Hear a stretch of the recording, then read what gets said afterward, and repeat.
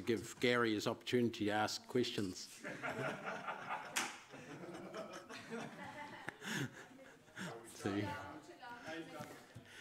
Okay, next.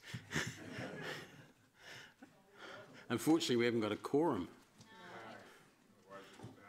Oh, bugger. Oh, sorry, Gary, how are you? I just swung the scales the right way.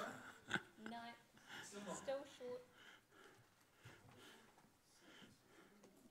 Now don't ask my excellent questions over again, Gary. We're not on yet, are we? No, it'll be at least 10 minutes.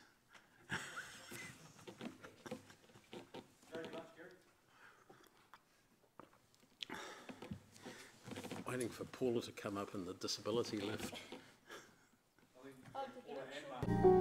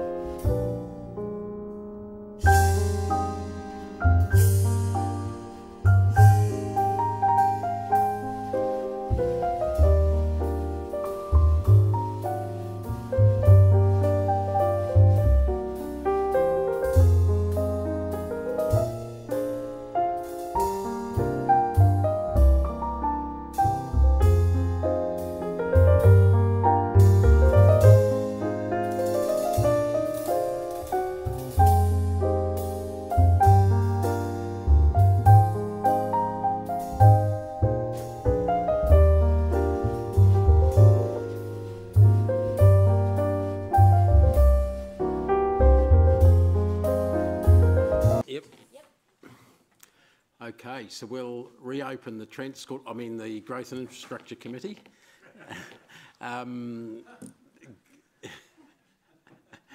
This is the Planning Committee now. Don't worry about the GMs, that's all right. Gary, we're up to your questions, if you can remember them, of Luke and Kelvin on the, Urban Development Authority stuff. If you can remember it. Yeah. My goal is to have my questions asked and answered before my coffee goes cold. Wow. So it's stinking hot at the moment, so I've given about 20 minutes, I'd say. Okay. Just on 1.1, first bullet point, the purpose of the Urban Development Authority is to empower nationally or locally significant urban development projects to access more enabling development powers and land use rules. So that's just a very blunt, it's a poetic way of saying the rules we've got at the moment aren't working, so we'll get some new ones. It is, isn't it? Yes. No. It is. That just says that we need more. Hey, our current set of rules, which is primarily our district plan, but also Access Hamilton and our national, what do we call them, regional policy statements and things like that. So no. So I don't agree that. It's less about the individual rules, it's more about the legislation that governs the requirements for each of those and how you would have an authority that overcomes the legislative requirements that develop each of those. So your point is relevant, but not to the individual documents or the pieces of, it's the legislation that direct us to have to try and contain within that. Okay, the RMA is kind of like the top level. From that, the district plans and regional policy statements evolve or get created. those are, and those were things that take 10 years to develop and are very expensive and very time consuming and lots of stuff. They're based on a couple of, I think, 2 or 3 fundamental false premises that they're based on the premise that innovation doesn't happen, that planners can project the future, and most importantly, that property rights aren't respected. Well, Gary, you're asking a question? Yeah, I am, yeah.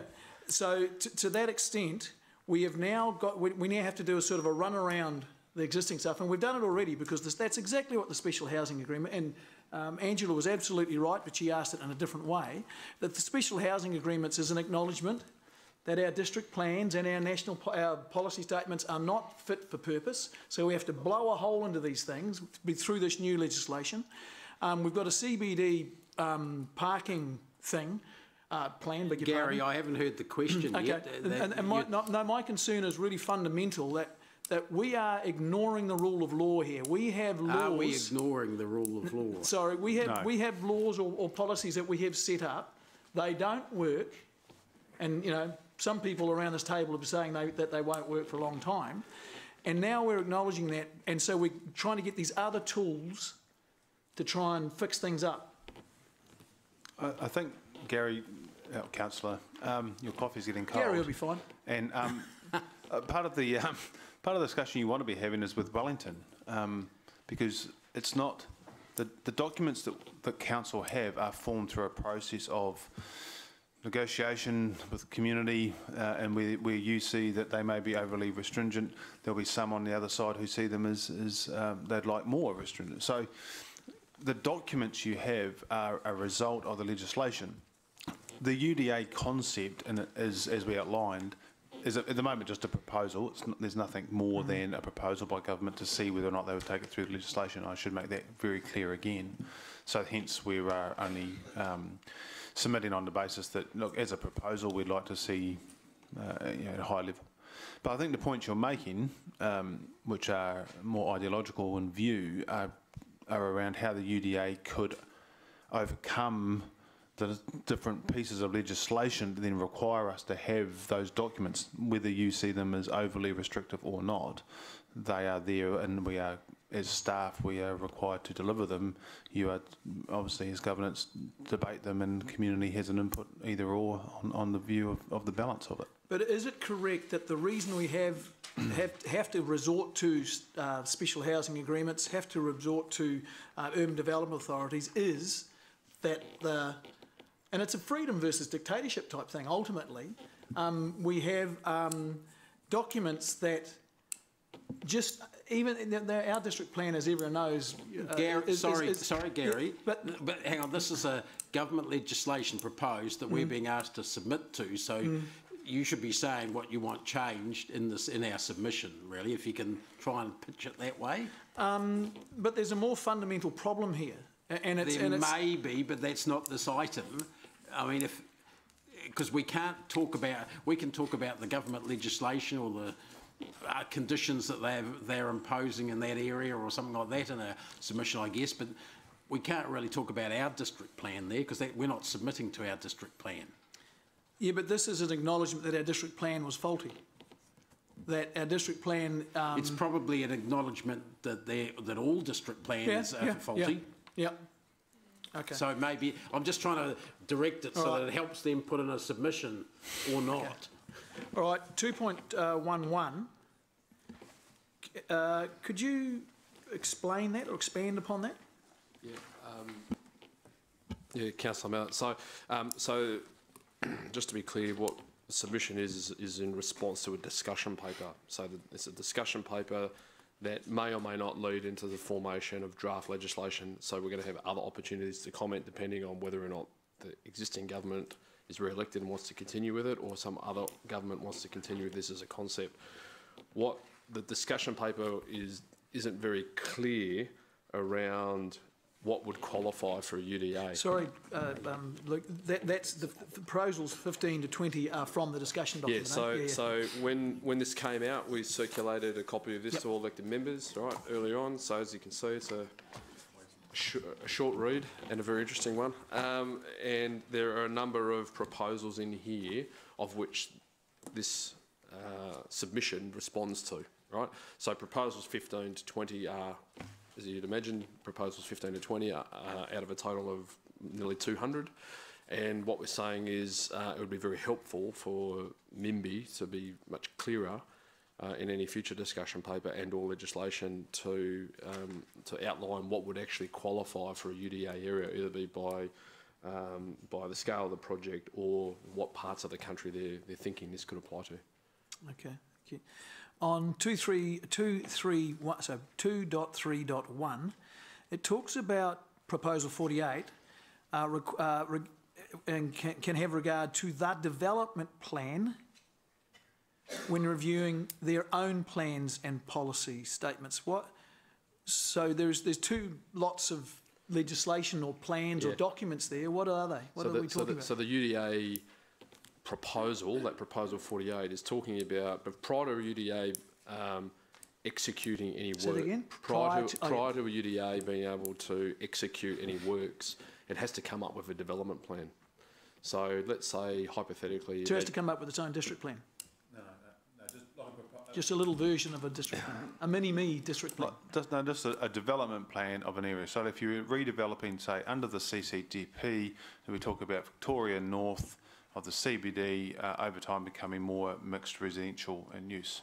That's a great example of how a development plan might be put together, about how that might look, what are the rules and powers that might be required to incentivise and invigorate that development, and how that might go about the process. So what would be the entity that creates that plan? The UDA? Urban Development The Authority. Development The Authority. Urban Development Authority creates it. But we've already created, this entity has created one of those as well, and it's called the Central City Transformation Plan. No, but it's the next layer down of implementation. So when you look at the CCTP, all it basically says is that that's the area in terms of shortening the CBD up the Victoria Northern end would be suitable for future mixed use and residential living. So how do you get to that? We could, as per Councillor O'Leary's comments before, we could over time adjust district plan rules and CBD remissions and policies to do that.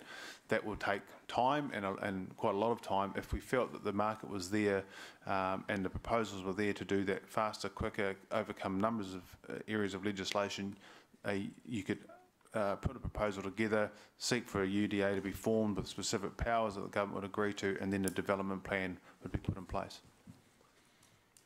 In short, that's a rough rollout. When a resource consent is granted or a district plan has been granted, completed, and it says you can do this in this area, this is permitted, those effectively provide a legislative list of your property rights, don't they? With that property you can build a house. With that property you cannot put a factory there. With that property you can have traffic coming, this many traffic movements. With that property you can make this much noise. That's an interpretation of that, I guess. Yeah. Well, that's exactly what the district plan does, isn't it? It says what you can do with your property. For land use, yeah, in an area, yeah, in short. That's exactly what it does. Okay, so to what extent does the UDA contradict, override district plan? Like, does the UDA come in and say, no, the district plan's wrong, we need, because there's a shortage of housing, the rights you've given to that guy, which is that he can build a supermarket there, we're going to take that away and say, no, that has to be housing now. Is that what the UDA can do? No, because all of those would be relevant factors that would go into the creation of a development plan itself.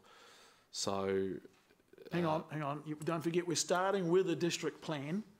So we're not starting from a blank slate here. We're starting with a district plan that says that's housing, that's supermarkets, that's factories, that's schools, that's parks, that's blah, blah, blah. No, but Gary, if a consent had been given for the supermarket, I think that's what they say, that's one thing. But if it had been zoned for commercial or retail, but there wasn't anything there, or there, that's different, because when a consent's been given, that's a specific to a enterprise. But in both situations, either a zone is applied, and a consent is only required if the zone doesn't allow you to do what you want to do in it. So you get a consent which lets you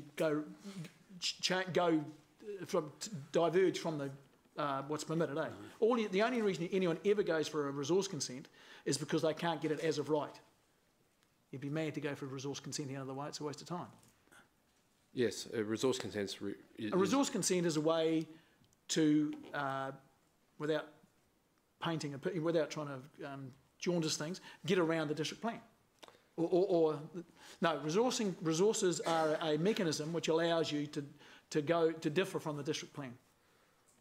No, it's a way of giving effect to the district plan. So the district plan sets up policies, sets up objectives, and sets up rules, and nominates some activities where you don't need a resource consent, and other things it says, look, to understand the effect in the environment, you get a resource consent to make sure that the council is satisfied that that development doesn't generate any adverse environmental effects and can be implemented. Yeah. That's the consent I think you're talking about. Yeah. So where it may not fit exactly with the zoning areas of the land use rules and laws, but you can still apply for consent. And so if we've got a resource consent process, why do we need UDAs?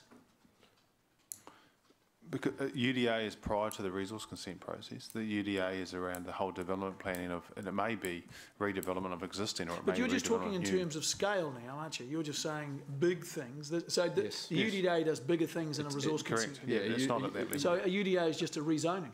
A UDA is more than a rezoning. It's about land acquisition. It's about infrastructure funding. It's about essentially becoming an alternative consent authority and independent plan making body that's more, or potentially more than just the council itself. So it's creating a mechanism by which the government provides tools to either councils or other public sector entities to say, this is an area that we think needs to change or can change for the benefit of society, either to provide housing or jobs. And it's of such scale and significance and duration that a UDA is the best vehicle to do that, because the problems around rolling out that development over such a long period of time warrant the 2 years it would probably take to create a UDA in the first place. But we already have a process to do that in our district plan. That's called a plan change. That's only for land use, though. It doesn't deal with property acquisition, doesn't deal with assembly of land, doesn't deal with reserves management, doesn't deal with infrastructure planning and financing. It doesn't deal with all those other. So the UDA brings together all of those disparate functions under one particular entity. So kind of like what a council or another council-controlled organisation would do, but it would be applied specifically to a discrete geographic area, right? To try and solve a development problem that's of scale and duration. So it could be So regeneration, or it could be new. take us through a story of what would trigger the creation of a UDA. That would be triggered by a problem. It would be only the council has to agree to participate in the UDA, right? So only at this point, in terms of this discussion paper, the council, Hamilton City Council, and as Kelvin outlined as an example, collectively there might be a will to say the northern part of the CBD needs to be implemented around regeneration, like in the CCTP. So this is a hypothetical example, and we want to generate large-scale residential development there to help reinvigorate the CBD and create more residents in here, and to transform that. But we've already done a CCP, whatever you call it, Central City Transformation Plan. That was done within the existing legislation. It goes down to another level, and it talks about the acquisition of that land, the parcelling up of that land for development sites. So what the CCT doesn't do, it doesn't provide an investment and a framework by which land can be assembled and then redeveloped. So the UDA would have those powers. And I think the important thing, when you talk to the ministry about it, they're also talking about areas where there is no greenfield areas, for example, that may be prime, that may have multiple ownership. And we've got some of those issues where we're trying to get infrastructure across land where landowners don't want to sell land to us or don't want to talk to us. This would take away a number of issues, because they would have their powers of compulsory acquisition for those lands as required. It would be able to set up its own financing for infrastructure funding and own delivery and development of that infrastructure funding. So it crosses a number of hurdles that exist in different parts of legislation rather than just a district plan. The idea is that it has wide-ranging powers to enable in a geographic location address to a number of issues whether they be as Luke has outlined. So So district plan is one, others are more. Okay. So can you paint a picture? So what would trigger it? What has triggered it? There is a problem somewhere, right? That's exactly the point that we've made in the submission, is saying we want some clarity about when this is triggered. That goes back to your first point that you observed at paragraph 211. We're saying, look, be really helpful at the moment. We understand the concept. We understand that at a national level, MIMBI and the Minister are very interested in regenerating existing urban areas, because some studies indicate that's cheaper than continual greenfield development, that there are other benefits that can accrue from regeneration of existing urban areas. So we understand the problem, we understand the benefits based on the problems in New Zealand and the benefits that have accrued from other models overseas. Okay. But what we're saying is, hey, give us a steer about when this stuff would apply. Okay. Like, so we're not really 100% clear. Okay, so assuming we've got over that hurdle and we've gone through the process and got a UDA set up, how do they get elected? Or presumably it's people. Yeah, presumably it's a group of people. There's board members and there would be council representation. So the thinking on this at the moment is around UDA governance would be made up of either councillors plus other public sector representatives. And that's clearly not written down somewhere, is it? You don't, because you don't know. I'm not being rude. Well, I mean, sure. the organisational form of that is all still being teased out. I mean, this is just, as I said, a discussion paper at this point. But it would be, it could be that if there was one in Hamilton, and that's a big if. We don't even know whether or not there's anything of scale to warrant a UDA at this point. But it would, you could expect to see that there would be some sort of representation, like we've got on CCO board. A potential CCO board will have representation. And by the sounds of it, are you sure that this thing will have the power of compulsory acquisition? It's being discussed. It's being mooted in the discussion paper, and as you can imagine, that's quite a challenging concept, even for the national government at this point, because of the property right, potential property right infringements around private development. Yeah. So, okay, conceivably this... Gary, please try and focus on what you want them to put in or change or add or whatever like that. Because we're not trying to debate the whole thing. We're trying to say what should be our input into the process. It's just warm now. Must be getting near the end. Okay.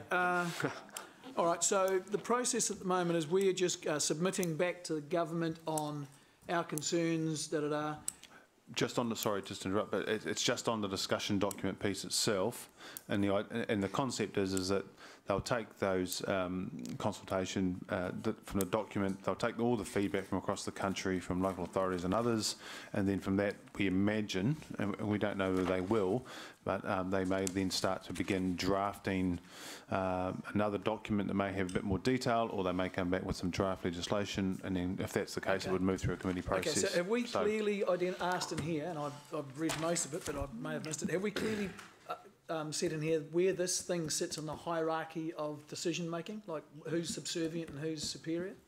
This would, yes, it is. I mean, it's clear in the discussion paper. It's that this would override and sit above any other, planning framework under the way it's been currently designed at the moment.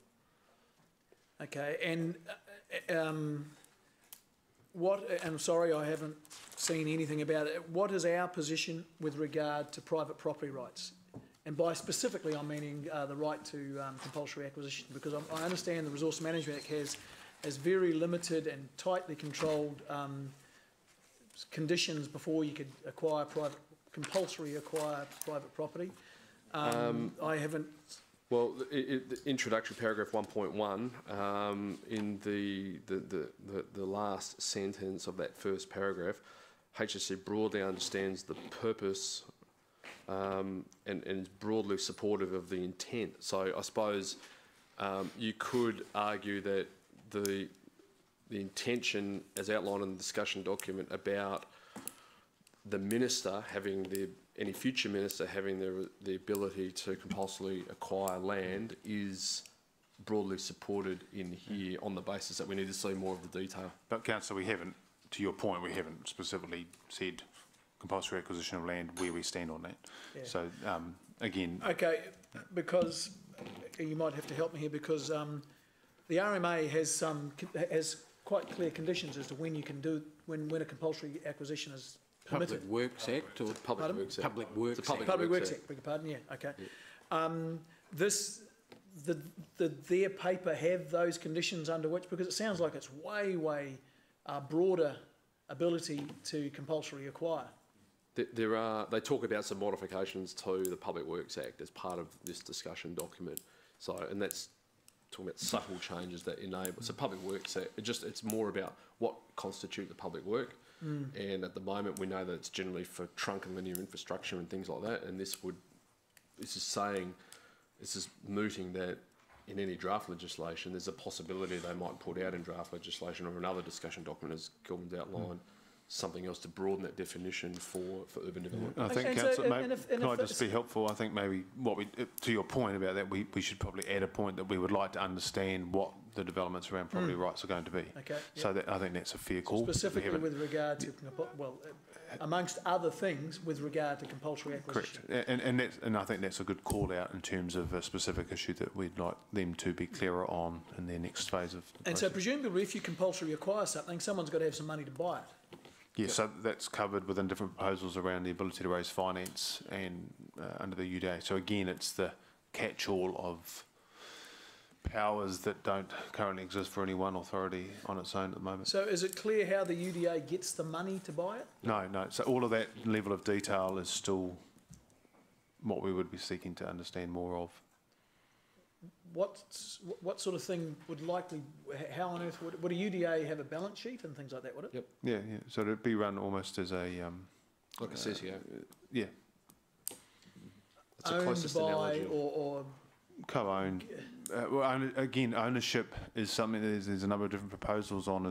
So it could be a collection. It could be local central government and a proponent of a proposal. It could be just local government on its own. Well, I think the It could be- central point is that there isn't anything in here, and we should be asking for some more clarity. details on that as well. Yep. So we Agreed. can't have a general discussion on things that aren't even covered in there. We've got to say what information we want, like with the compulsory acquisition part of it. and who's going That's fair. to own these things? Yep. Okay. All right for now, Eric? Now, look, the systems lost, who else was on the list? I think, okay, it's not on mine. Not on this one, so. Okay, Paula? I think there were some more though. I think there were 2 or 3. Okay, if not, it's quite possible. They're probably still asleep. Paula, thanks. Yeah, thank you. I was nearly losing the will to live, but I'm still here. Paula, the floor is yours. Thank you. It's correct that the response to local government by local government NZ for a very first draft look at this is because the Productivity Commission are hot on their tail, and there is a lot of interest in this mechanism in Wellington, right? Yes. Yeah, and just mentioned to council, so I won't repeat it in my comments, that I'm on the policy advisory group where this this got developed, and the idea is to give a very first raise of the potential issues and get feedback. So what I was going to say in terms of this, ask about this, is I think the submission is important and it's got good points in there. There's a couple of things I think that could be strengthened. It does mention in paragraph 2.2.1 that we represent the communities. I think we could strengthen our concerns around local democracy and also the recognition of investment that the community and the council has made to date, you know, in existing plans, strategies and so on, of which we have quite a few. I would like to see a little bit more of the comment around the treaty settlements, vision and strategy. It's in the local government New Zealand one, and we touch upon it, but we don't really lend them any support in that way. Which point is that? Hang on a minute. It's iwi. Oh, 2.10. Yep. 2.10, thank you. Because we've got a paragraph there. In respect to this, sometimes it's not, there's really good points made here, but I would like it to be clearer where we absolutely support the work of the group, the LGNZ group, and where we don't, we're completely different, because There are some parts that we don't comment on that are in the submission that potentially we're just being silent about, but we do support. Do you know what I mean? So, and I thought the relationships with Māori was one that we possibly needed to mention. I also thought that the comment made in the LGNZ one about the need for bespoke solutions is quite important, because there was a lot of discussion at that group around councils being of different sizes and nature, and different types of community with different wishes, and that sometimes a more bespoke solution is what fits with the community. And if a UDA comes into place, how does it pick up those bespoke aspirations of the community? And the only other area I thought it would be nice to strengthen was around council's right to veto, at what point they could veto or be involved in that kind of pull out of a proposal or challenge it. And the final one I thought was around the compensation and cost recovery. I think we mentioned it in past. Oh, no, there's one more. We don't really flesh out our concerns about compensation for the costs lost to council if something changes under a UDA proposal, if that makes sense, and how we deal with our cost recovery mechanisms such as development contributions, how they would propose to do those. It is touched upon. I just think we could be a little clearer. Yep. So from that, we've got those in 2.7.2 and 0.3. So yeah, no, we can just to make that stronger, make it strong. So that we leave LGNZ group no issue. The other thing is, the last one is that we do talk about other planning regimes, but we don't expressly mention NZTA regional or local transport planning documents in any way. We talk about strategic planning, but I think it's quite vital that we comment on transport planning, because Sure. the UDA could be inconsistent with what is essentially a very well-developed transport plan. Yep. Other than that, I'm good to go. No, that's cool. That adds to what we have. Thank you. Right. Councillors, I'm taking it that the questions that Gary asked to be asked in our submission and the points that Paul has raised are broadly agreed. No one's got a problem with any of those being in there. Are there any other issues we should be raising in our submission? If not, I'll put the recommendation on page 77. Oh. Sorry, just one thing I wanted to add is if we can make something that wasn't in there, I think it should be captured, as just about the ability for UDAs to, where they cross multiple authorities, that there's a simplified mechanism for enabling that a boundary change to occur between authorities as part of a UDA, as opposed to business as usual. Well, I think it's all right to raise that question, but don't forget, in this particular room, we've floated the concept of not worrying about the boundary when you're doing a development. You might leave the boundary the same. Bits of Hamilton happen to be sitting in Waikato District, like bits of Tauranga sit in Western Bay District already. Yep. So, but some clarification on how that might work would be the way of handling that. Okay. So, councillors, just with the recommendation there, receives the report and then approves there, but after urban development authorities and B, be subject to the changes discussed at the committee meeting. We'd add that in after the UDA and B, at the end of B, and then the rest of it the same. Is that all right? And I'll move that. Is there a seconder, James? Any discussion on that? So we've mixed the discussion with the questions, which is fine for that. Okay, I'll put that resolution on show of hands. Those in favour? Against? Well, I was debating it, but I'm against. Okay. It was just if someone was interested in... No, there is one vote against, Doesn't matter. and you can work out the numbers. Sorry, I would have gone to the board if I'd realised, sorry. So you got that all right, Becca? Thanks. Mr. Chairman, just for closing that off, what we'll do is we'll make those changes and then just circulate to, Yes. so that you can all see that we have done that before we send it off by the 19th. Yep, thanks. Because I will send the notes next time at the Policy Advisory Group, because I've only attended the one meeting, but this is a topic that is evolutionary in that space. So not only do we have a chance to submit, but because I do sit at the table too, we've got a chance to be part of an ongoing debate about how this evolves. And I think it's important for council to talk with me if they have any concerns or things that I can do to represent that debate. Or perhaps Luke and Calvin should make a particular point of ensuring our submission gets run by Paula before she goes to Wellington, or before it goes to Wellington, I should say. And Gary, can you make sure that those questions you asked are covered off in the submission?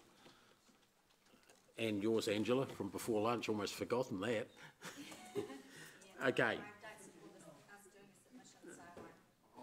All right. So, councillors, we're going back to item 9 on page 47, which is an information one, not a decision-making one, on Rototuna Growth Cell.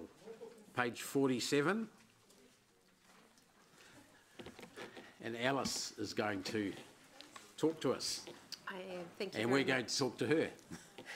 Alice. Hopefully very shortly. Thank you very much.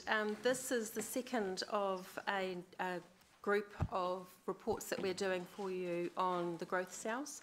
Last month it was Rotocarry. This month it's Rototuna. I'll just quickly give a quick summary that Rototuna is our probably most developed growth cell. It is our most developed growth cell. It was the first structured planned area for Hamilton. And its development actually started in the 80s with 2 parcels of land, one being brought in 1977 and the other one in 1989. So now the development is in the last 2 stages with the operative and part district plan identifying the final 2 development areas as the structure plan for Rototuna. And in the area, I think the planning maps in attachment 3 identify the structure plans as they've evolved and some of the key zoning areas as well. There's been a lot of development in that area, and in a group of paragraphs starting with paragraph 45 sets out the infrastructure, a group of paragraphs starting from 49 sets out the community and open space developments that have occurred, are occurring and will occur in those areas. And for interest's sake, the last attachment, attachment 7, outlines the development capacity left in that area. That gives a quick summary. I'm happy to take questions. Thank you. Yeah, look, I've got one before Gary. Just in relation to the town centre up there, I can't remember the name of the road that it was on. Is it North City? No, that's the one parallel to it. Anyway, the one that's scheduled for originally scheduled for the Rototuna Town Centre. It's called a mixed-use centre in the map, one of the maps you've got in here.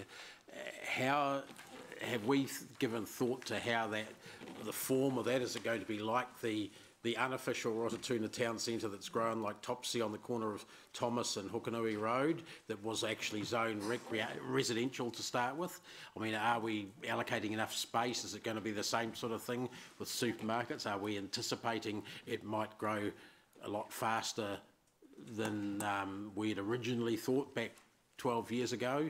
Those sorts of questions, because I know Thomas Road did, and now we've got potentially 2 Rototuna town centres. So just as a bit of history, Thomas Road came through a planning provision that was in our now operative district plan, but the previous district plan, and that was residential. It was allowed to develop as a commercial. Rototuna Town Centre, the zoning for that is very well planned in terms of it's gone through a variation 12, that put it into the previous district plan, been brought through to the now operative and part district plan. The area has to actually be planned and consented, so the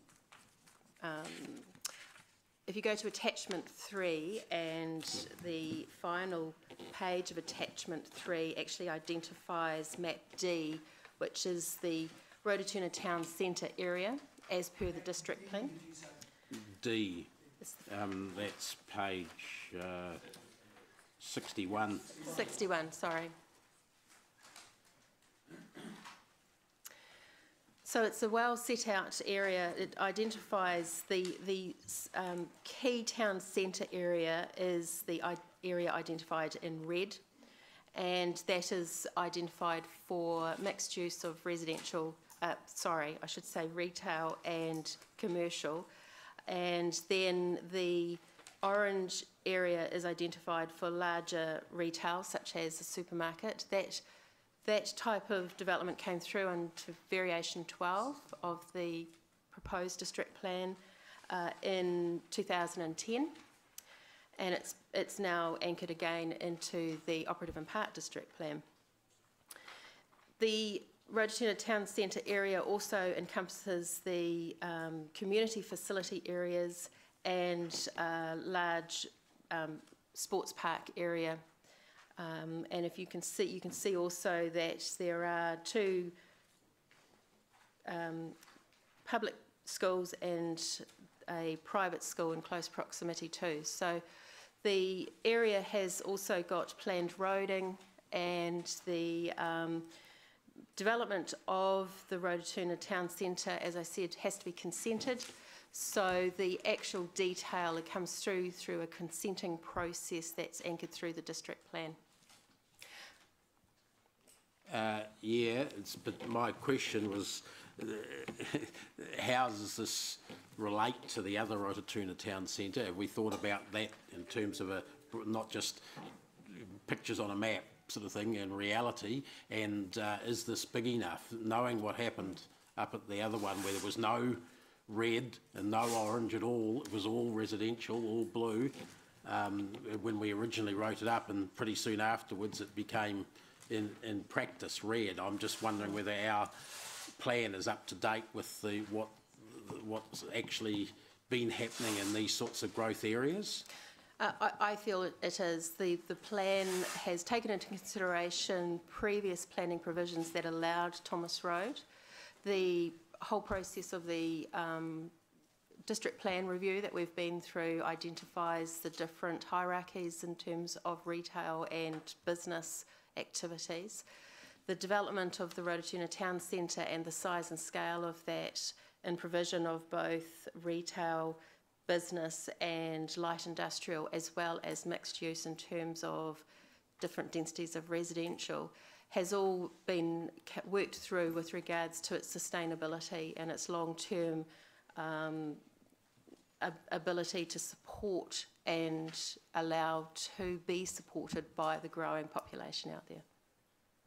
Okay, if someone comes in with a different proposal, how would that get treated? You know, like to put a supermarket somewhere where there's some lilac or blue.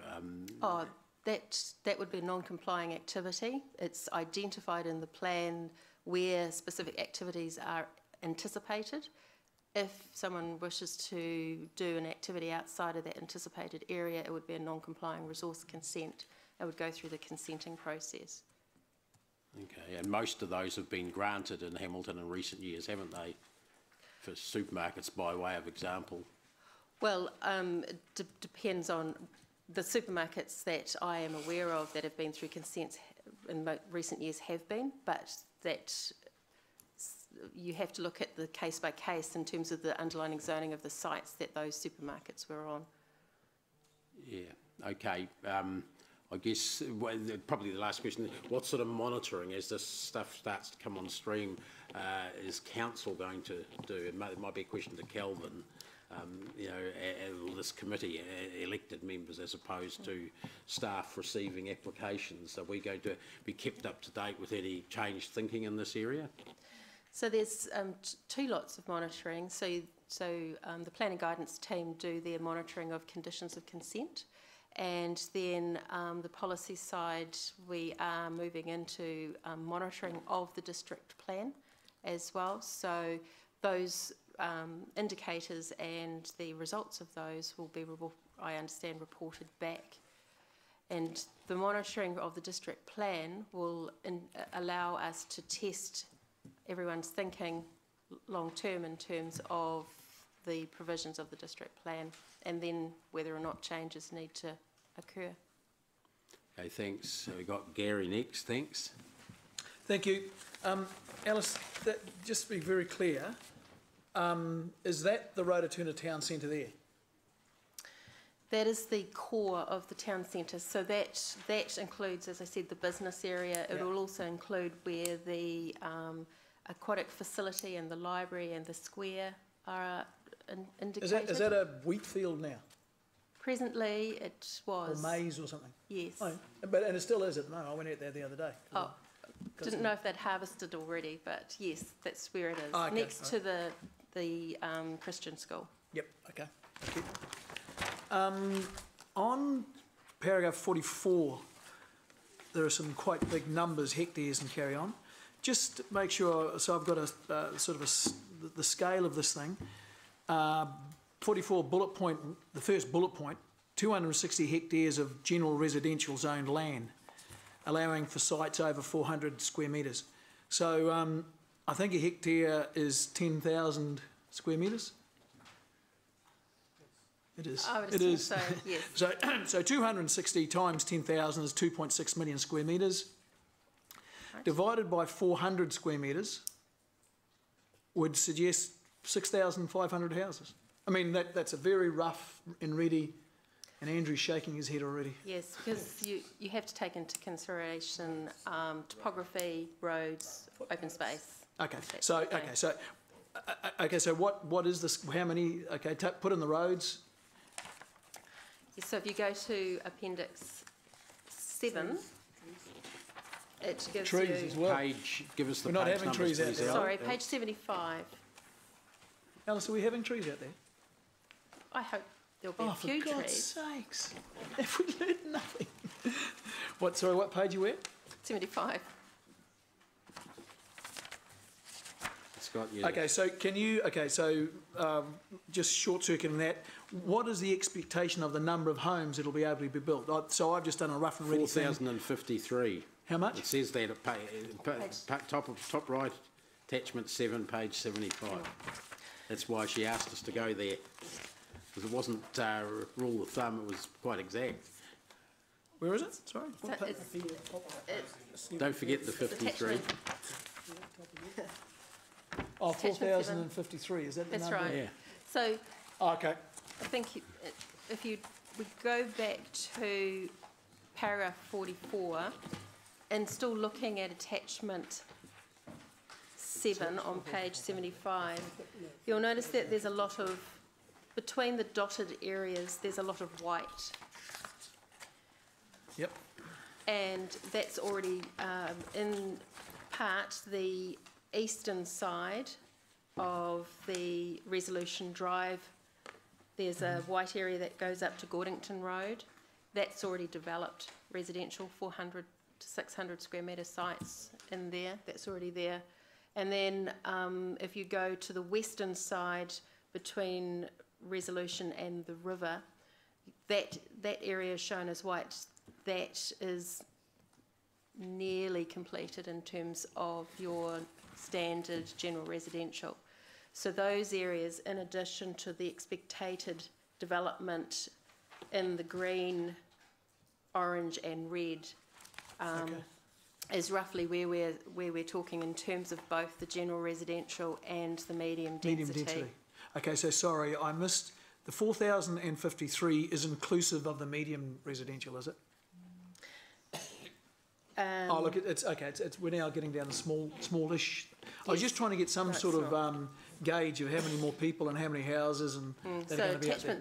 Attachment 7 is the expectations moving forward. Okay. So in terms of ready now, year 2 to 3 and year 4 to 10. So when it says developer ready 2,560, that doesn't mean built. That means there's roads to it, pipes to it, and when I go out there now, there's a hell of a lot of diggers and there's chippies and portaloos everywhere. Those are the, amongst that 2,500 will be some of those sites which are actually being built on now, is that right? That's my understanding. Okay. Yes. Okay, thank you. Okay, thanks. Rob? Thank you, Chair. Look, a couple of questions. Sorry, can I just one more question? We talked about DCs, just to be clear, libraries, aquatics and rec centres, things like that aren't funded by DCs now, are they? No, they're citywide. I'll just confirm. They're not. They're not. So the cost of those things falls on the general ratepayer? That's right. Yeah. Okay, thank you. You can collect development contributions for the land, but not the actual facility themselves. Sorry, I didn't hear that, Gil. You can collect DCs for the land, okay. but not for the facilities and development of the facilities. Okay, thank you. Yeah, Rob. Yeah, thanks, Chair. Couple of questions. One on paragraph 11, where you've got the various bullet points there for the key council projects. And you note in the next one, bullet points 4 to 7 are not funded in the current 15-25 long-term plan. Now, I thought the playground, under playground development, the Tahuia Park playground was in the 10-year plan and has been funded in this in the next financial year. Am I correct with that? Yes. And the bullet points 4 and 7 are the only ones that are not funded, and that's the upgrading of rural roads and 4 and 7. Sorry, I thought 4 to 7. I misread that. No, 4 and 7. 4 and 7. Okay, thank you. Do you think that there might be some value, given the community interest out there, that we actually did do a list of the community of the council projects and of what was going to be done and what was actually in the 10-year plan and where it was in the 10-year plan, and then what was outside, what was in years 11 onwards.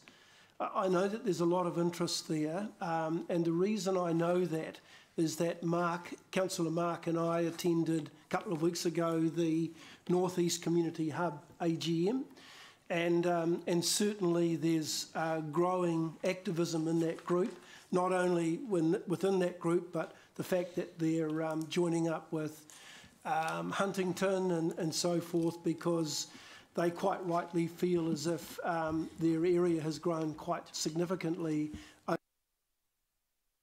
and a lot of the facilities haven't kept up with that growth.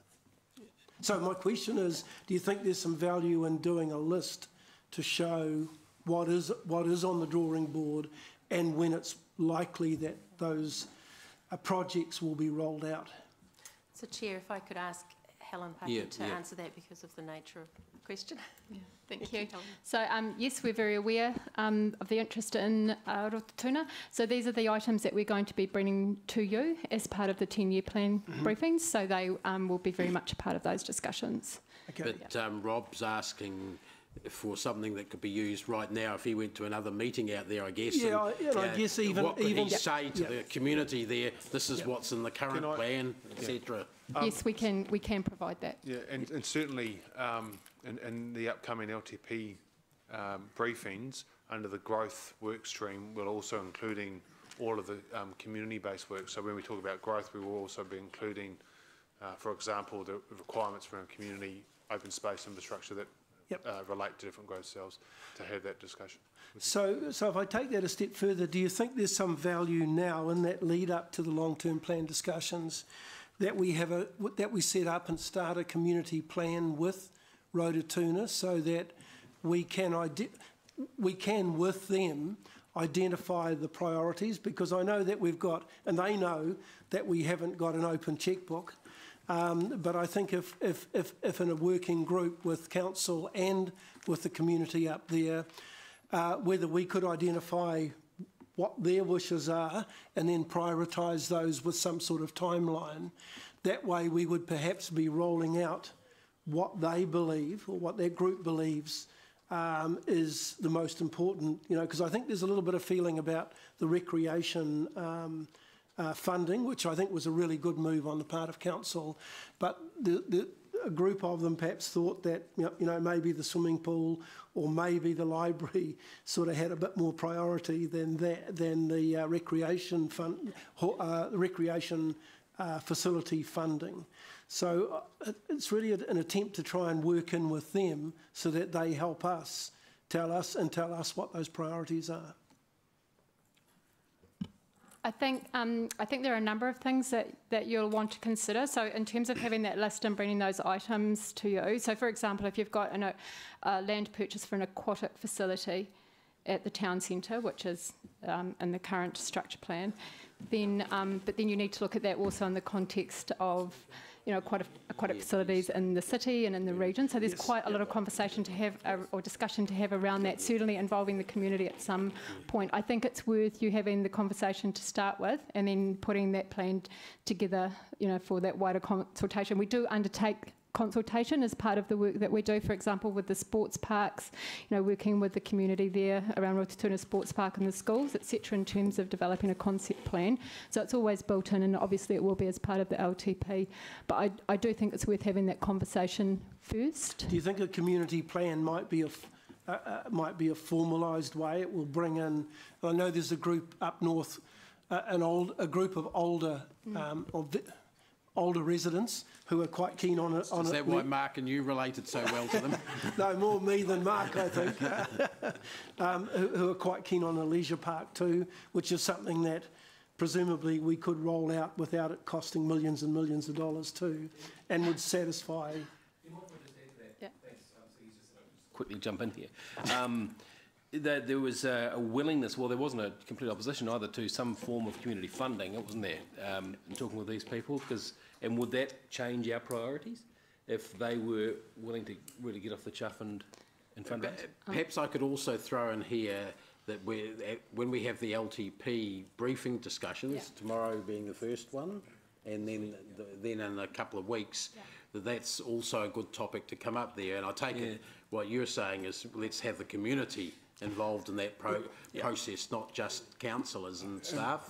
And can I suggest that that's a good idea, because there is a cost and time resource to put the staff into that space to work with you to develop the plan, as there was with the Community East Plan and so on and so forth. So that would make sense to have that discussion so we can then plan for and budget for and do all those things. My sense is that there's pretty broad agreement with what you're talking about, Rob, so maybe we can work out exactly how we're going to do that. And that's the one growth area where we've already got a stack of people living there, whereas the others we haven't really got, apart from a few farms, anyone living there yet. So I'm not trying to stymie discussion, I'm just trying to... No. And I think there's a willingness, I think Mark's right, there is a willingness amongst that group to work with us and to look at some forms of funding from, in addition to what council may be prepared to offer by way of funding too. Kelvin's undertaken to ensure that comes up at the briefing, one of the next two briefings. Okay, thanks. Yeah, thanks. See how we... Good on you, Kelvin. Okay, we've got Siggy now. Thank you. I just read it's the point 48, that there will be increasing pressure for better and safer transportation infrastructure, etc. And they're all great points, but has there also been some consideration for, well, I think there will be some cycle lanes going in, but how about preparing for bus lanes? I mean, we don't want to end up like Auckland when we have to then do everything afterwards. So is there consideration when we, especially with the main roads that we identify now, like Resolution Drive, Wairere, Thomas Road, and they will be highly used roads when there's more houses going out there. Has there been any consideration going into that? Definitely cycle lanes, which is what they're using for Rototuna High School, but bus lanes, I'm sure, given the General Manager's hitting up NZTA about putting bus lanes on the Cambridge Road, that we've put them on our own roads, have we? Look, it is a stream of work that we're talking about as part of the Access Hamilton strategy. So, you know, when we're building new infrastructure out there, clearly we treat them as transport corridors, and we look at public transport, biking and car and heavy truck uses. But what we've been talking about as part of the Access Hamilton strategy is probably the need to develop a citywide plan that looks to the future for multi-use lanes, whether that's bus lanes or T3 lanes or transit lanes, whatever you want to call them. So there is a work stream as part of Access Hamilton strategy that we're proposing through the task force group. But yes, every time we are building new infrastructure up there, we've got those considerations in mind and engagement with Regional Council. Cool. Thank you.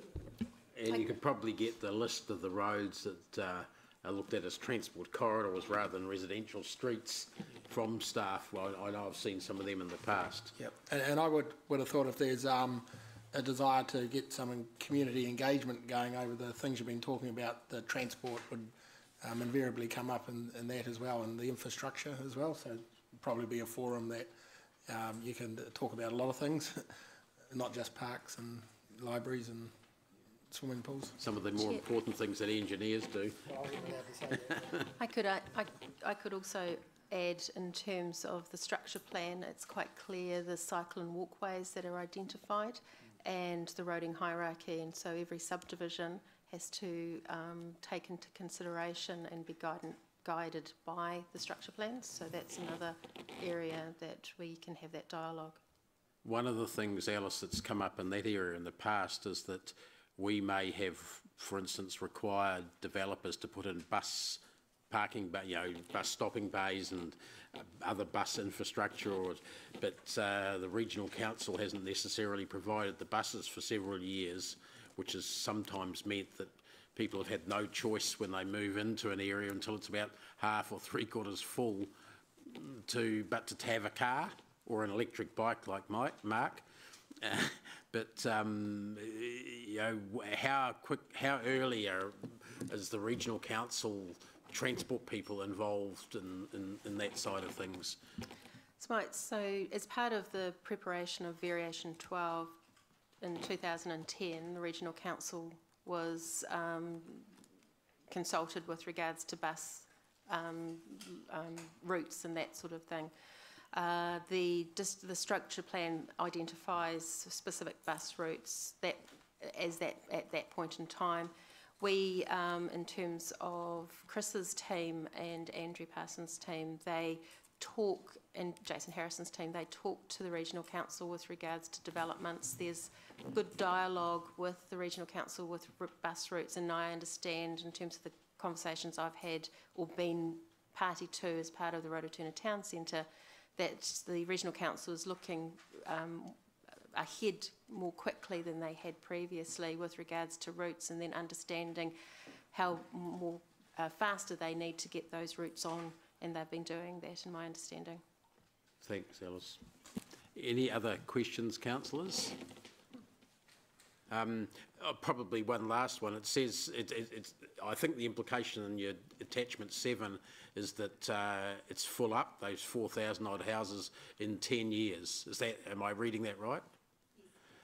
Yes, that's correct. Do we think it might be quicker than that, given the pressures for the growth rate? I mean, what's the realistic thinking as to when we're going to essentially run out of spare sections? So that's correct. It could be quicker than that. I mean, if we continue to assume that 50% is infill, and then those 4,000 would be, could be up, as short as 8 years.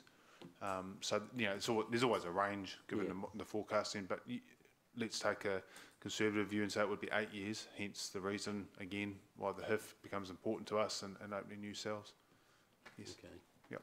So 4,000 people's another 4,000 houses, another 10,000 people sort of thing in that area within maybe 8 years to get a rule of thumb realism on it. Yeah. Okay. So the resolution here is, when I can get, sorry, is it just to receive it? Thanks, Gary, because I can't, yeah. Okay, I'll move and Gary seconded it. Any other discussion? All those in favour? Thanks, it's carried unanimously. And we're doing one of these every meeting, a structure, sort of growth cell area, going through it just so that we can all get up to speed with the current state of play in each of them. So thanks for that, Alice. We'll see you again. Item 11, page 93, 10-year service plan performance exceptions report. Note that word exceptions. This isn't everything in the performance area, you can sort of assume that what's not down here is all hunky-dory, can we, Chris? Yep, I think. Yep. So do you want to lead us off on that? Chair. Oh, are you doing it, Julie? Sorry? We'll introduce it. We won't be able to answer the questions. So this is the report that usually goes to the Finance Committee with the new council structure. We are now bringing the indicators that relate to this committee, and the other ones are going to the Community and Services Committee. As Chair Dave said, this is an exceptions report, so it only highlights those that are not on track. These indicators are part of our LTP reporting process. They get reported to you quarterly, and at the end of the year we'll provide you with a full report covering all of the indicators. I'm happy to take any questions, and we'll most probably ask the relevant GMs to address those. Sorry, I can understand green and orange and red, but I'm not sure about the grey. Grey means we have no data. Oh, okay. So Jolie, who's sitting next to me, produces this working with most of the people across council, and so she's our information person. Yep, so grey means that at this point we haven't got the data, usually because the indicator is only reported on either annually or at a greater time period than quarterly. So this is the KPI reporting, we're not questioning the KPIs at this point. You know, like the transport one that was raised earlier, we're questioning the performance against the existing ones. So questions, sorry, I've got Rob. Yeah, thanks, Chair. Just one question on page 97, which deals with, starts off with our venues should be well used. This is, I assume, for the Stadia and Claudelands. And it states in there that a long-standing system error has been identified that has inflated the target setting expectations. Have we now got what we think the amended figures are going to be for the remainder of the year? I'll ask Chris to reply. So look, Sean Murray couldn't be here today. He's given me some notes, so I'll speak to those notes. He's made the point that he's presenting the same information to Finance Committee on the 26th of May. Oh, so I'm happy to hold the questions over till then, if you like, rather than use up the same time. It was Chris's big chance to get into that area. Okay, all right. I'm more than happy with that, Councillor. Look, I'm happy. I haven't asked many questions today, so I'm sort of in catch-up mode. Happy. Yeah. So the simple answer, it won't be a simple answer, is that when they set the KPI, they included the pack in and pack out times, and there was some rounding which, in doing that, which inflated the target. So they've just reassessed how they measure that, and when they use that methodology, the target they should have set should have been 280 days rather than 420 days. So if the target had been set right, they would be showing that they'll be on track for the financial year. Okay, they just had a different methodology from when they set the measure to what they're measuring now. Yep. And that's what Sean will explain at the Finance Committee. So the 239 actual hire days is on target to reach the 280, which is... So if you look at the annual target where it's got 420, if you use the methodology they're using, it should be 280. Yep. And the current year to date is 239, so they're on track to meet the target. And Sean has said in his notes, has he any concerns about the budget for the remainder of the year, that it will track? No, so look, the note that he's given me is that the higher measure is delivering a much higher attendance and revenue results irrespective of that high day figure. So he'll talk to that at the thing, but the note he's given me indicates he's got no concerns. Okay, thank you. Just a point of clarification, that has been brought up before, I think. Yeah. So it hasn't been fixed yet. Not the first time we've heard that. Sorry, I think the issue is that they're locked in and we don't have an opportunity to fix them until we do the next 10-year plan. So every 10-year plan, councillors get an opportunity to look at the KPIs and fix them, or new ones, etc. So we're about to move into that debate. Thanks. Sorry, Julie? However, we will use these KPIs for this upcoming year starting. in July, right through for another year. So we have these KPIs for another whole year. We are starting the process of the LTP, which will kick in July 2018, and we'll have new KPIs for then. Oh, thanks. Angela. Over and over. Waiting for it to go red. When does it go red? When we start talking? Ah. Look, I'm not sure that splitting non-performance KPIs away from their financial partners is the best solution, but happy to see how it goes. But why did we do it this way? Why have we decided to do it this way, splitting them out? I think from the chair, people were asking in these meetings how we're going in different areas. But from what I hear from you, Julie, this is also going to finance as part of a bigger picture, is it? Or? No, my understanding is the KPIs are only going to be reported to the various committee meetings. You still have a financial report that will cover the financial aspects to your finance committee. Yeah, that concerns me. It's not a big deal, but it is a small deal that we are moving into that kind of siloed type of reporting system. Just on, and this may be one for the GM, for Kelvin, on page 97, just under planning and development, we had this discussion, goodness, I don't know, well over a year ago, and the effects of such a, I'm looking at planning and development, 10 and 11, both say they're off track. And we had some kind of discussion about when it's, I mean, it actually says in the words there's only 3 consents that went over time, and it seems unfortunate that, and I know we've got to have targets, but something like that is sort of seen to be penalised.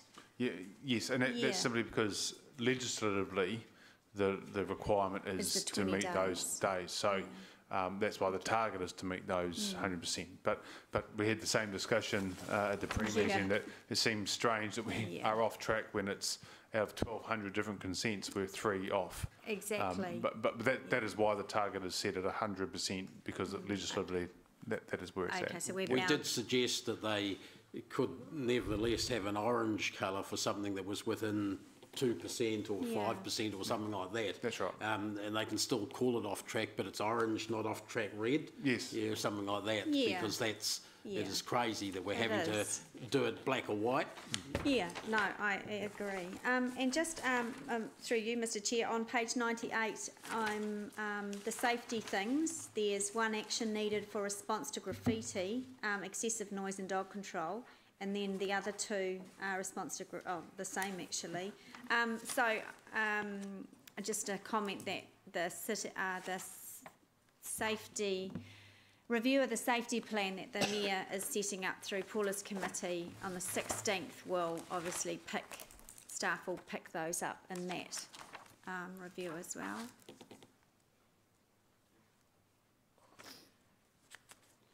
I mean, that's one where there's only one complaint not being met, and it means we're off track officially.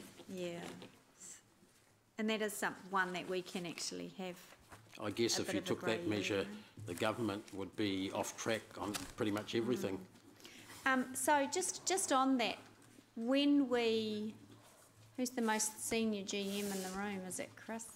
When we come to discussing the I just promoted you.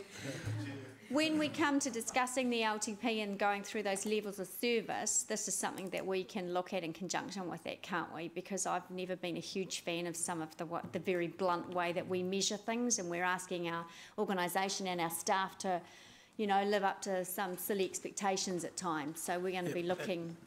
Look, absolutely. Look, noting that particularly in my area, we've got a lot of mandatory KPIs. Yeah. And we can set targets, but absolutely it's a good opportunity, and we'll come proactively, I think, with opportunities to improve them as well. Yeah, it's absolutely the right debate to have. Yeah, and realistic ones that not only, stop that kind of nonsense from happening, but also ones that are actually meaningful for governance to measure and to monitor and think, okay, that's highlighted a red flag for me, let's have a debate about that and do something, so. Yeah. No, that's absolutely the time to have the debate. Yeah, cool, thank you. Thanks. Leo, thanks. Yeah, Chris, page 96. Looks like paragraph 6, which is very light writing. The parking there, it says no more than 85% of the parks utilised between 10 and 4, which is your peak period. You found what I'm talking about? Yep.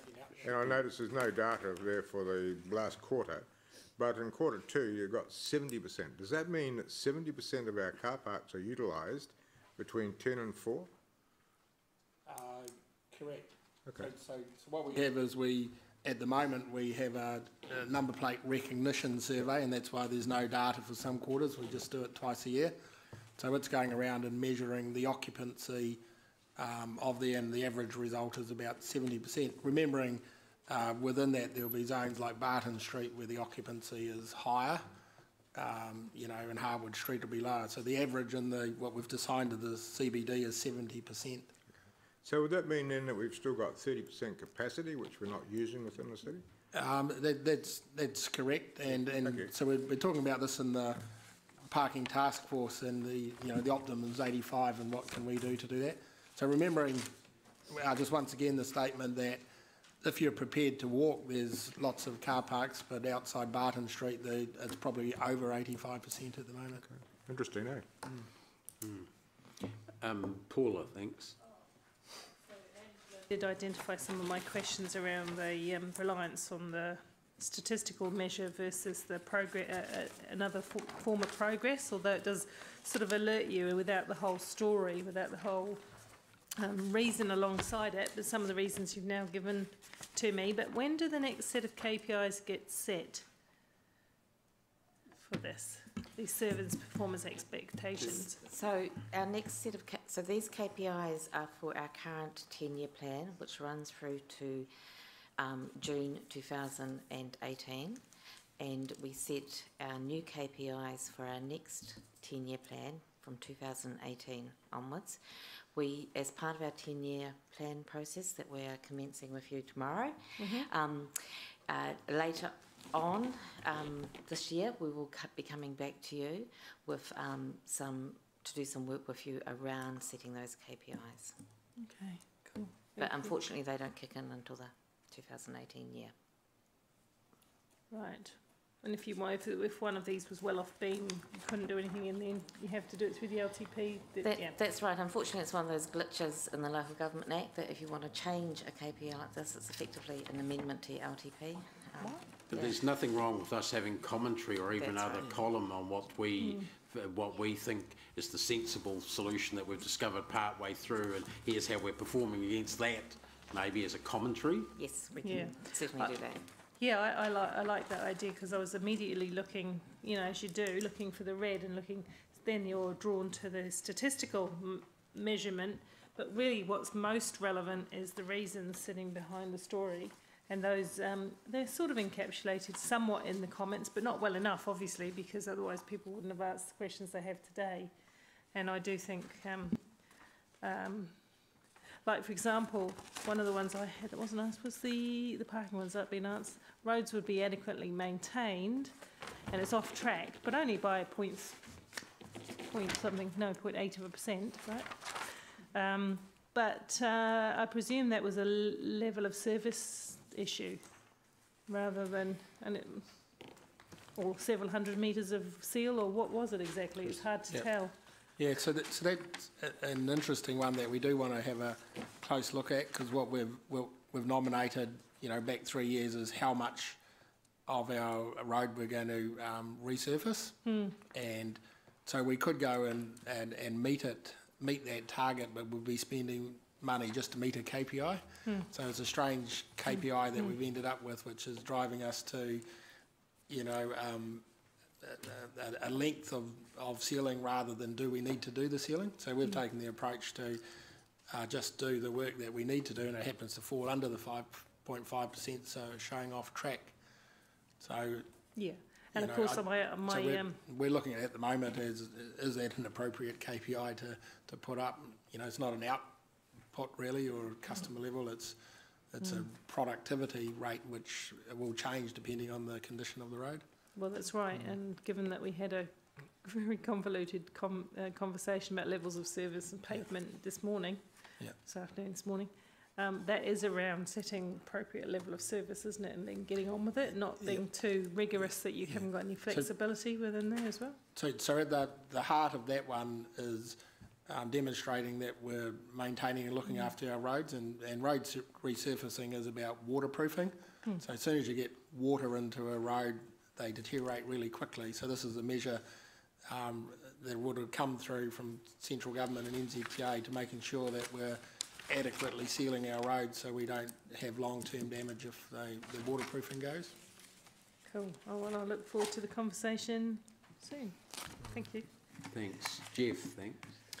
Yeah, thanks, Dave. Yeah, Paul has asked, I was going to ask about the same one there, just what that actually meant, but thanks for that explanation there. It sort of came as a surprise to me because I sort of feel like when I'm driving around I can barely find a street without road cones in it somewhere. You know, there seems to be so much work going on in the city generally. But my question is, the other question, one of them is to do with the cycling transportation, number 3 on page 95. Just with Peter Boss's sort of submission this morning top of mind, I'm just interested in this one. I see the annual target is for a decreasing trend, and we've gone up in the last 3 years from 3, 4, 6. So can I just check for this year then, where are we? It says we're sitting at 2 deaths or serious injuries. Of course, there was a fatality on Te Rapa recently, wasn't there, with the cycling? Yep. With, I don't know, two months left in this financial year, so where are we exactly with that? Is this up to date or? Yeah, I'm just looking at that. I don't think it actually ties in with the data we put in the GM report. It doesn't feel up to date somehow. Yeah. No, but that wasn't just cyclists. That wasn't just cyclists, but I think on HCC roads we're reporting 1 death in 16, 17, and year to date we've got 2 deaths and serious injuries there. It could have been one on an NZTA road. Yeah. Oh, it could have been, yes. So yes, right. So look, I'm not sure, but I could provide that information by email to councillors afterwards. Yeah. Okay. So maybe we are actually tracking. We are actually decreasing this year, maybe. The other one is on page 98, and it is safety number 12. Central city safety specifically. Can I just get a reminder from staff about what methodology is used for this survey on central city safety? Yeah, so it's just a perception survey done of HCBA, hosted by HCBA and council staff. It's done through the network of CBD businesses that are members of HCBA. I think council staff were also last time part of that survey, and members of the public as a random sampling. So that's the extent of it. It asks various questions about their perceptions of safety, and based on those results, we end up with that aggregate number. Is it what sort of survey? Is it a phone survey? Is it a email survey? Computer-based as well as so computer-based. So it'll send it out to all staff, for example. All staff here got it because we're part of the CBD area, all the organisations that are members of HCBA, and then there was a, Leanne, I'm looking at you, there was... iPads, so staff go out on it for a period of time, however many days, people in the street. with iPads and approach. I guess I'm getting at how rigorous is it? Is there any margin of error here? Is there any scientific basis? Or? My understanding it's a perception-based survey, so it is, we are not statistically selecting a sample, so the sample is an approach sample rather than a statistically selected sample. We try and get a variation, so we cannot calculate the margin of error. Okay, I do wonder aloud whether or not we need to be more rigorous with that and invest a bit more in that, because my feeling is that I'm not sure if it is an effective indicator, if it does effectively gauge what a lot of people are thinking, and I think that's been reflected in some of the activities in the council in terms of setting up a task force recently to look at these issues. So I guess I just question what I wouldn't put it crudely as that, but what is the point of a survey like this if it's really not got any sort of rigour that we can rely on, I suppose? And I just would raise the possibility that maybe we need to, well, I wouldn't want to spend too much money, of course, but I guess I'm questioning the value of this, to be honest. So no, I wouldn't say there's no rigour. There is rigour to it, and it's within the resources that I've got there. I think the question you ask is how valid is the result is probably fair given the resource you've got to outline. And also, this is only one indicator as opposed to the whole city safety plan, which also looks at crime rates and other indicators that are provided across the whole plan. So this is one indicator. But your point about if it could be more rigorous for a level of investment to get that confidence, I think is absolutely correct. And I would suggest that as part of the CCTP review that has been led by the chair, the safety plan review, that would then fit nicely to then relook at how that group might look for a more rigorous approach to development indicators and what the new indicators are. So I think it's a fair enough assessment. We also, the perception of safety in the city is also a question that's asked in our quality of life survey that we do every second year. And again, every survey has an flawed approach, so that one's actually a telephone survey. And one of the things we don't ask people on that one is when did they last come into the city? So we do have a measure out of that, and I can't actually remember what the stat was. But again, we can't validate that because we don't know if that's something that was based on them coming into the city 5 years ago or them coming into the city, 2 weeks ago.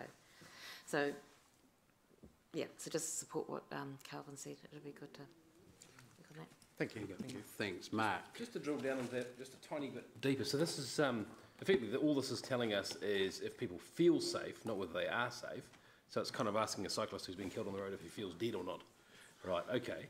Are there other, did you, Kelvin, allude to other safety things that we are meeting? Because this is just the exceptions report, isn't it? Yeah, so this is just the one indicator that's chosen. So when we get to reset all of the indicators, I would imagine that under the review of the city safety plan, there'll be some other indicators, and it may be that council decides to have more indicators to determine not just their perceptions but safety. And as I said, this is the one indicator, but the actual safety plan has a number of indicators, including crime rate. That we are meeting, Correct. Right. So that then you get the full picture rather than looking at one line. Yeah, I understand now. Thank you. And this is by exception as well. So. Yeah, that's what. Yep. Thank you. Okay, thanks, councillors. Look, I'll put the recommendation on page 93 that the report be received, seconded by Gary. Any discussion on that? Yeah, I think we've made a number of points which will come up again in the briefing sessions we've got on this. So don't forget that, anyone there here. So show of hands vote. Those in favour raise their hands. Against, no, that's unanimous. Thanks. So I thought we'd not going to break now. We've got one item, which is item C1, which is now in the public. Don't forget. So everyone's welcome to stay for that. And I presume that the media have copies available to them of that C1? No, it's, yeah, it's done. It's in public.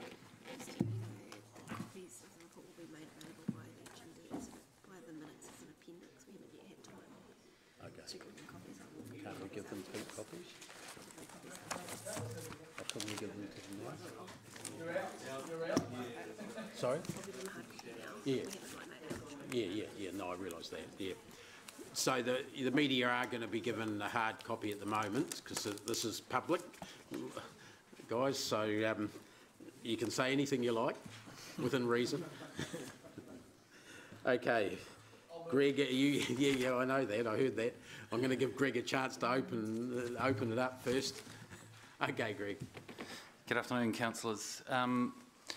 This is the DC Remissions Q3 report. I've got 3 topics that are not in the report that I've been asked to speak to raise with you in the last Growth and Infrastructure Committee. So I'm going to just set those out for you, and then I'll take the report as read and just invite questions on that. I've also, Lachlan Muldowney is with me here. the three topics that I want to raise is one's around the CBD remission, second one's around reassessing remissions and a discount or risk factor. So some of these have just require some legal comment. So I'll just sort of introduce them, and then Lachlan will provide us a few comments. So the first thing first item is to do with the CBD remission provision. The CBD remission provision currently in the policy provides for a full remission of DCs for developments in the CBD, which is in the bid district, defined as the bid district. It was adopted in June 2013 to support Council's strategic objectives to improve and enhance the CBD.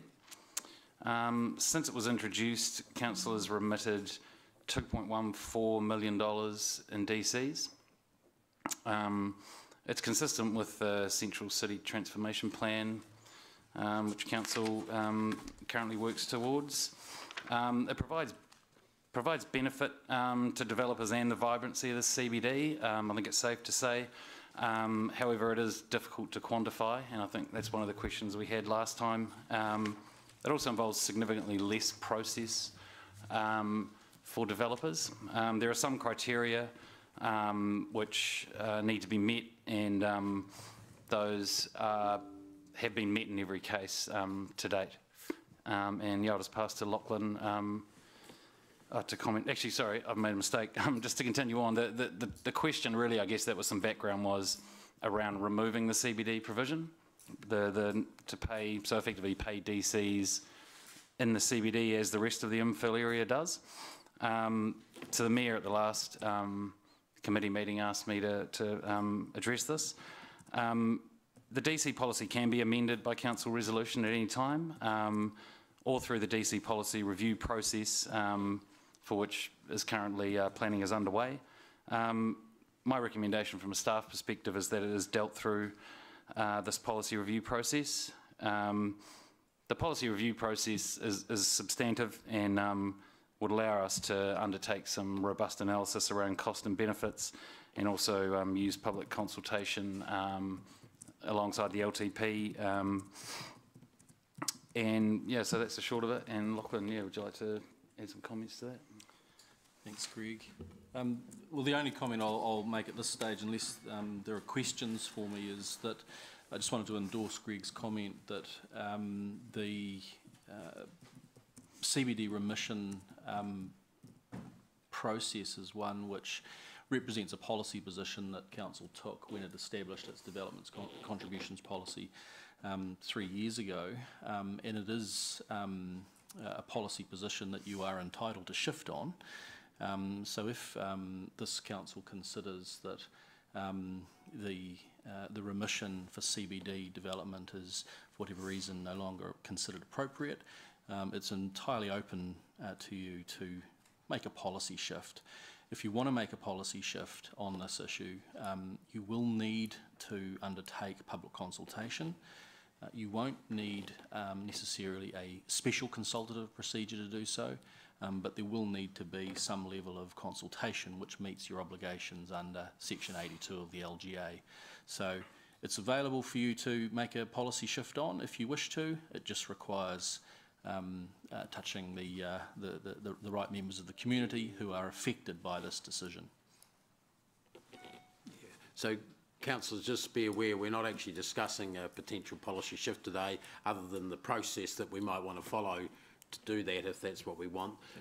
So we can do that, and we're discussing the particular report we've got here in front of us, which relates to 3 remissions in the all in CBD. So I better look at this. Gary, of course. Sorry.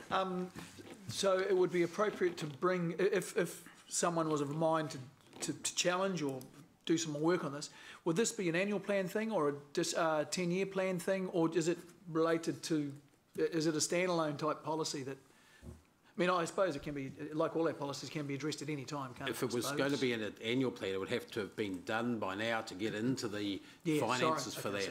So I guess we could, I think we can, and I'll ask you to, I think we can address any policy at any time, can't we? Yes, you can. Yeah. So you could bring this back and review this policy at any time, but just bear in mind that you do have a statutory obligation to review your policy at 3 yearly intervals. Okay.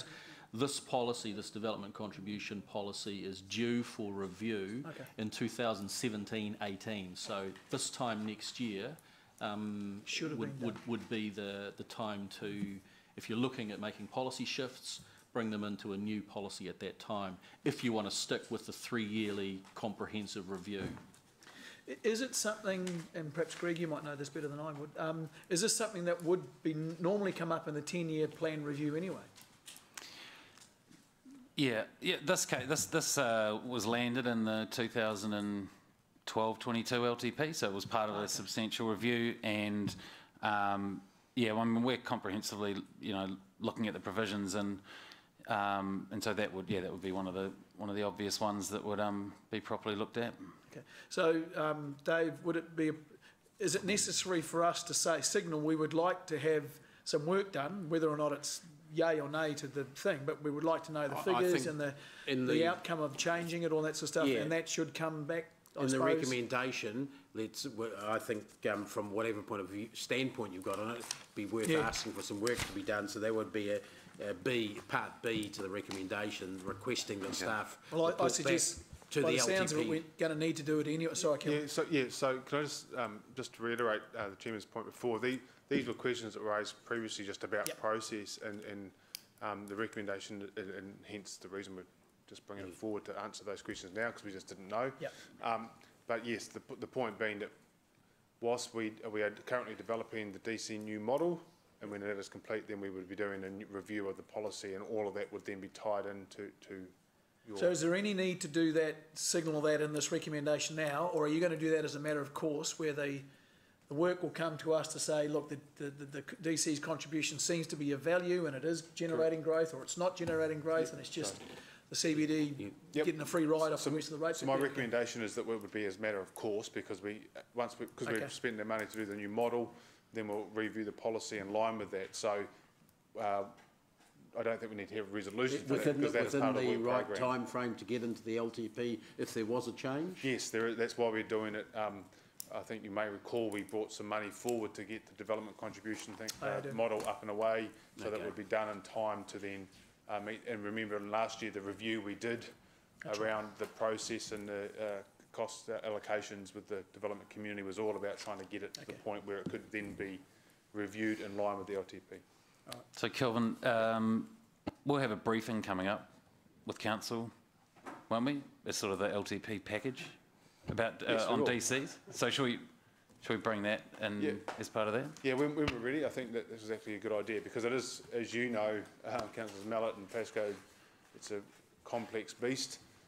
But certainly we'll talk about the basic principles and the policy review, and that will require us to have a decent briefing on that with you prior to then bringing a report through. So normal practice, give you a briefing on it. So sounds like within the next couple of months? Yeah, probably. Yeah, I'd imagine so, yeah. Yeah, we can do it really at any time, but there's a lot going on, so we'll just fit in wherever it's needed. Yeah, okay. Thank you. That's good. Thanks. Paula, please. Thank you, Mr. Chair. Just a question around the affected stakeholders and how those get defined or could be defined, because I've come across this before. So will it just be the CBD businesses who would be affected by wanting to develop and therefore affected either positively or negatively by this policy, or does it extend beyond that to other people who might compare themselves to businesses in the CBD and in fact even the wider ratepayer? How far would you have to consult? Lachlan? Yeah, that's a very good question. I mean, whenever you are looking at some form of consultation process which is short of a special consultative process, you've got to make decisions on who's in and who's out. And if you look at a policy such as this, yes, it directly affects developers within the CBD, but in a slightly less direct way, it affects all other ratepayers and developers who ultimately have to bear the burden of any funding allocation as a consequence of these remissions. So I think you get into tricky territory if you run with a very targeted consultation on something like this. Even though it's on the face of it attractive, you might be just as well to get on with a special consultative procedure and capture everyone. Oh, that's useful to know. And the other question I have about that is, in the same respect, you have to undertake a benefit cost analysis. I suppose there again you've got to be quite clear whose benefits and costs you're measuring in that analysis, because as you say, indirectly someone pays for what the city needs to do. So you'd have to factor that in, be pretty clear what you're, yeah. Yep. Okay, thank you. Thanks, Rob. Thanks, Chair. I've got a question on the report.